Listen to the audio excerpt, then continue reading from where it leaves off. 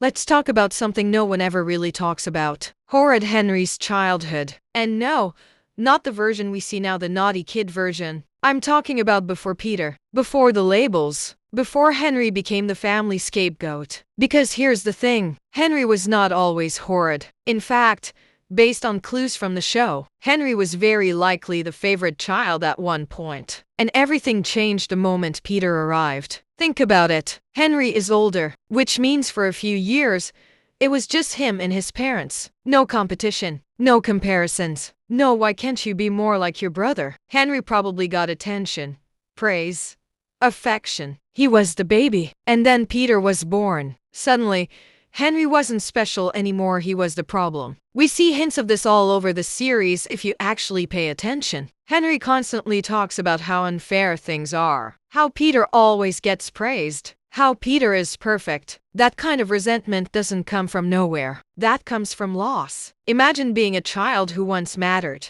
and then slowly realizing you've been replaced. Peter wasn't just younger, he was everything Henry wasn't allowed to be. Quiet, polite, obedient. And the parents? They ate that up. There are multiple episodes that imply Henry is blamed by default. Even when Peter is involved, Henry is assumed guilty. That tells us something important. The parents already had a narrative about Henry, and narratives usually start early. Let's talk about baby Henry for a second. We never see him as a baby, but we do hear stories, and they're never positive. Every time Henry's early childhood is mentioned, it's framed as difficult, loud, trouble. But what if that's just a version his parents tell after Peter exists? Because parents rewrite history all the time. Once Peter came along and fit their ideal image of a perfect child, Henry's normal kid behavior suddenly became bad. Tantrums? That's not a toddler being overwhelmed, that's horrid Henry. Wanting attention? That's not insecurity, that's selfish. Meanwhile,